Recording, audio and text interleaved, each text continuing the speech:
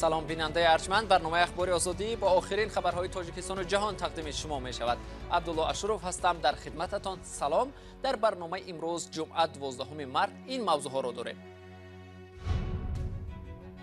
امام خطیب یکی از مسجدهای جامع شهر کولاب به گمان همکاری با حزب ممنوع نهضت اسلامی بازداشت شد. هم کمچین شد و هم نرخش بالا رفت. نگرانی رانندگان از به شدت گران شدن نرخ مواد سوخت. بالا رفتن در تیز میره بروی اپا خمیدن در 10-20 لira میخوامن. دادگاه در دوشنبه مرد تاجیک را در خانه زوجه سابقش که امیر دبی خیر کرده است مسکون کرد. بیا اپراسا میکنیم، گفتن امی استقلال ده $10,000. پدرش گفت $10,000 من 10 زن میگیرم در کار نیست. مقامات انتظامی در کولاب 4 نفر از جمله امام خطیب یکی از مسجدهای جامع این شهر را بازداشت کردند. محمد صادق سیدوف امام خطیب 28 ساله مسجد محله نانوای پایان به گمان همکاری با حزبی در تاجیکستان ممنوع نهضت اسلامی بازداشت شده است.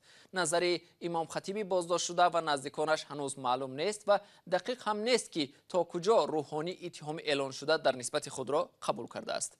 گزارش همکارانمان را در این رابطه میرزانبی خالقزاد تقدیم میکند. محمد صادق سیدوف امام خطیب 28 ساله مسجد محله نانوای پایان به همکاری با حزب در تاجیکستان ممنوع نهضت اسلامی متهم می شود. نظر امام خطیب بازداشت شده و نزدیکانش هنوز معلوم نیست و دقیق نشده است که روحانی تا کجا اتهام اعلان شده نسبت خود را قبول کرده است. رهبریت حزب ممنوع در تاجیکستان نیز تا حال در رابطه به این قضیه اظهار نظر نکردند. دفتر مطبوعات کمیته دین روز 12 مارس در صحبت با رادیو آزادی تصدیق کرد که محمد صادق سیدوف امام خطیب 28 ساله مسجد محله نانوای پایان شهر کولاب بازداشت شده است. مسئولین کمیته گفتند که یکی از مسجدهای کلان شهر کولاب است و محمد صادق سیدوف از سال 2016 به این طرف امام خطیب آن بود.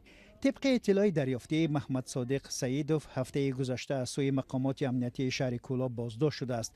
یک مقام آگاه از قضیه با شرط ذکر نشدن نامش به رادیو آزادی گفت امام خطیب به همکاری با حزب در تاجیکستان ممنوع نهضت اسلامی متهم می شود.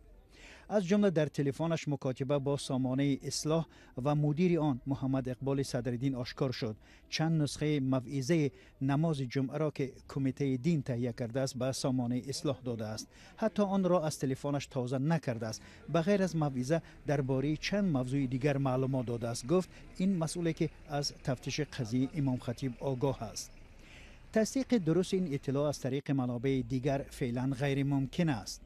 محمد اقبال صدرالدین یک فعال مخالفین که درباره منصبداران مطلب‌های تند نشر می‌کند چند هفته اخیر موعظه و خطبه نماز جمعه را پیش از قرائت آن در مساجد تاجیکستان نشر می‌کرد.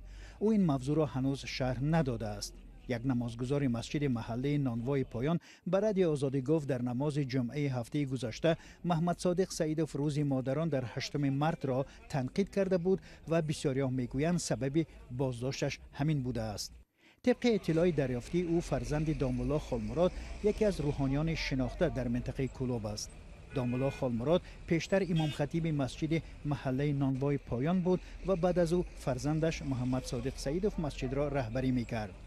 رادیو آزادی تلاش دارد با نزدیکان روحانی بازداشت شده صحبت کند. در گذشته بازداشت امام خطیبان از سوی مقامات قدرتی با اتهام همکاری با سامانه‌های ممنوع انتقاد زیادی را به میان آورده بود. این سوال هم مطرح شد که وقتی امام خطیبان با موافقه مقامات تعیین می‌شوند چگونه ممکن است آنها باز با سازمان‌های ممنوع همکاری کنند؟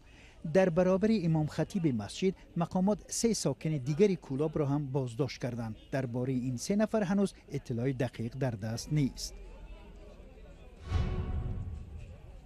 صبح امروز بسیاری از رانندگان در شهر دوشنبه نتوانستند به قدر کافی بنزین خرند. در اکثر نقطه‌های فروش این نوع سوزشواری تمام شده است و کمچینی آن به نظر می رسد. در نقطه‌های هم که بنزین هست نرخ خیلی گران است. کمچینی و گرانی مواد سوخت در تاجیکستان در حالی است که نرخ یک بشکه نفت در بازار جهانی تا $69 بالا رفت.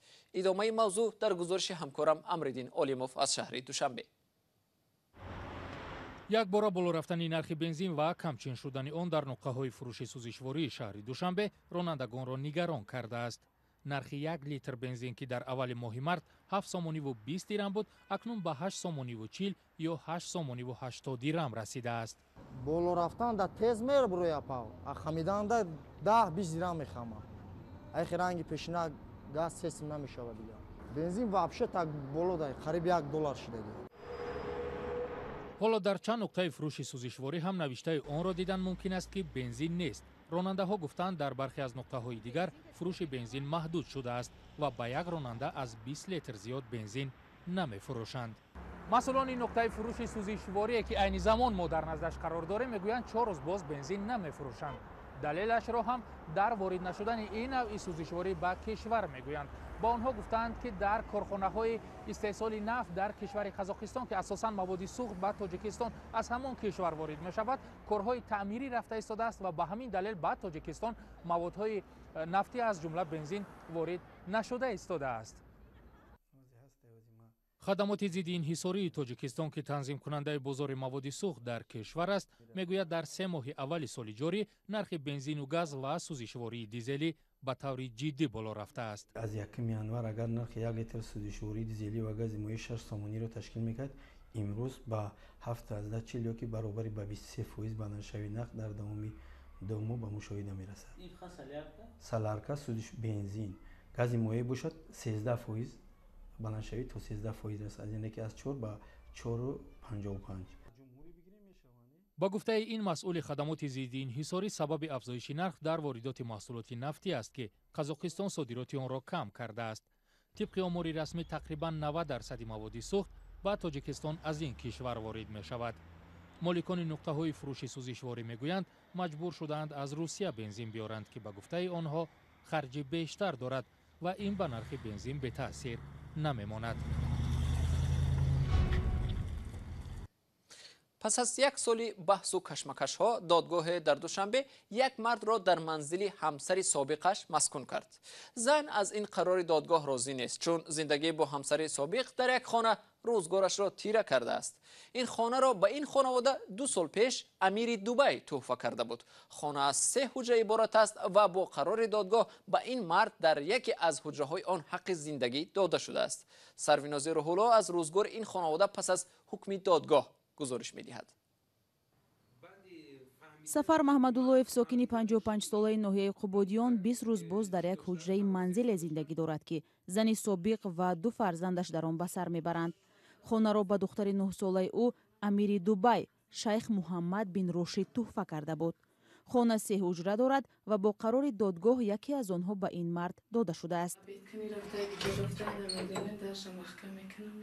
фаришта Ғаниева ки бо Сафар Маҳмадуллоев 10 сол зиста аз ӯ 2 фарзанд дорад, мегӯяд шавҳараш дар давраи сахти зиндагӣ ва бемории духтараш онҳоро тарк кардаву кӯмаке намекард ва ҳоло бо вуҷуди ҳукми додгоҳ ҳаққи зиндагӣ дар ин хонаро надорад.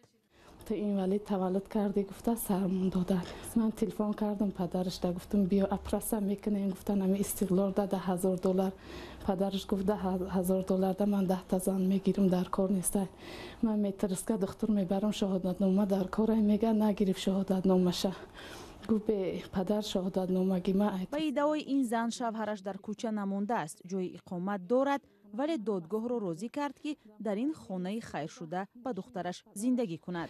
دو جا خانه و در داره قبودیان در کوچه کمونیسم ده خانه داره 20 سوتیق زمین 3-4 در خانه و درش هسته. اما شوهر سابق زن این ادعاها رو رد میکند و میگوید در روزهای دشوار او در پهلوی همسر و دختری بیمارش بود و تمام کوشش را کرد تا فرزندش جراحی قلب شود. حالا هم با گفته او هدف از مسکون شدنش در این منزل از خود کردن خانه نه، بلکه میخواهد از کودکانش جدا نبوده در تربیت آنها سهم داشته باشد. بعد من گفتم نه، من الیمنت هم میتیم میخورم کودکام، من گفتم قطیم باشم، گفتم من بینم هر روز را من تربیت کنم. بحث این خانواده سری منزل زیست زمانی سر شد که سال 2019 امیر دبی از دلسوزی به دختری بیماری آنها خانه تقدیم کرد و آنها به این منزل کوچیدند. دختری حالا 9 ساله این خانواده با بیماری دل تولد شد. پس از چند سال عذاب‌ها و تلاش‌ها او از جانب پزشکان عرب در بیمارستان استقلال رایگان جراحی شد. از این جراحی وزنین 8 ساعته و کار پزشکان عرب محمد بن راشد آگاهی یافته اظهار شادمانی کرد و بعداً همچون خیریه دختر را با مادرش به مهمانی خواست و برای او در دوشنبه 2 خانه خرید. یکی برای زیست و یکی هم برای پیشبرد روزگار و ادامه طبابت او. رمضان بود، بعد مهینه هم گریه کرد، گفت که خانه و در نداریم. آچما این ولید گفته جواب شد ایری من شده هیکر آچما مادر ما خانه و در نداریم. بعد این اینجا خانه دا پدرکه کردن همین دخترچه ما هم خیری رمضانشون فطری روزشون همین دختر این مایو بیمانده کرد. دخترچه 9 ساله این خانواده یکی از 70 میلیون نفره بود که در دایره تشبس‌های گلوبالی محمد بن راشد به او کمک رسانیده شد. اما بعد همگی چند ماه زندگی مشترک در این خانه والدان دخترک از هم جدا شدند و بحث منزل به دادگاه رفت. هرچند زن میگوید تمام این تلاش‌ها را برای معالجه دختر و فراهم کردن شرایط برای او به تنهایی به دوش داشت، در قرار دادگاه ناحیه سینای شهر دوشنبه که نسخه آن در دست رادیوی آزادی هم هست گفته شده است وجه نماینده قانونی جوابگر فرشته غنیه و عاید به آن که شوهرش سفر محمداللهیف در منزل بحثی زندگی نکرده است و عموما در طبابت فرزندش اشتراک نداشت تصدیق خود را نیافته است.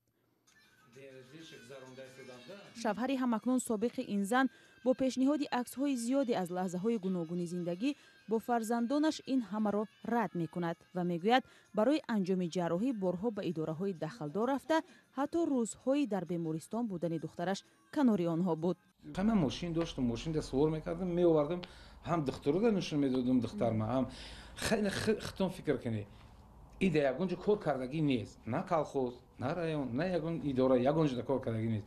چی خیلی پول یافت که 4000 سومون رفت دیلش سیومکا کردن، چی خیلی 2000 سومون رفت و گرفت پاسپورت گرفت، چی خیلی رفت کم بیزاتی طوری که در 2 روز شما فکر کنید 2 روز 3 روز من 2 بار 3 بار دوشنبه رفتم اومدم، دکومنتش موندگی، اینش موندگی، وایش موندگی، گفته چی خیلی اینا رو ایگیجو پولیو.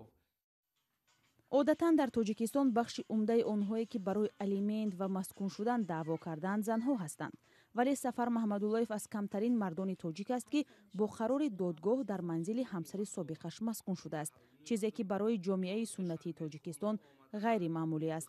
اما بنابر قانون‌های تاجیکستان زن و شوهری که نه کمتر از 6 ماه با هم زندگی مشترک داشتند می توانند به مالکیت عمومی در این دوره جمع کرده عائله حق پیدا کنند.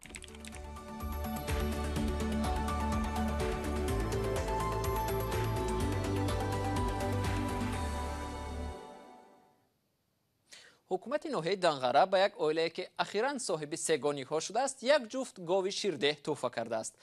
هفته‌نامه تاجیکستان نوشته است حکومت ناحیه دنغره به زلحیه بوتایوا در روز مادر یک سر گاو و یک گوساله تحفه داد. زلحیه بوتایوا مادر 35 ساله ساکن دهه آستانه جماعت لاله‌زار دنغره 7 دکبر سال 2020 سگانیک به دنیا آورد.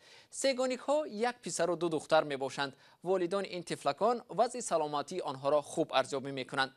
در گذشته مقامات در تاجیکستان به چندی از خانواده هایی که یک باره 4 طفل به دنیا آورده بودند خانه تحفه کردند و یا وعده ساختمانی خانه را دادند و به حساب میانه امروز ارزش یک سر گاو و گوساله 500-600 دلار آمریکایی در تاجیکستان نرخ دارد.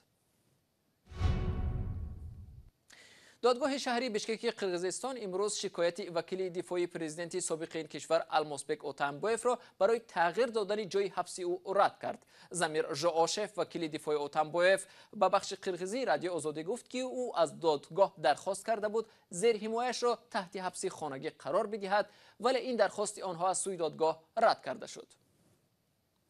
این خبر آخری برنامه امروز بود. خبر و گزارش های دیگر در سامانه رادیوی آزادی www.azadi.org گذاشته شدند. گزارش های ویدیویی را در صفحه آزادی ویدیو می توانید تماشا کنید. روزهای استراحت خوبی داشته باشید تا ملاقات در روزهای بعدی. خدا نگهدارتان.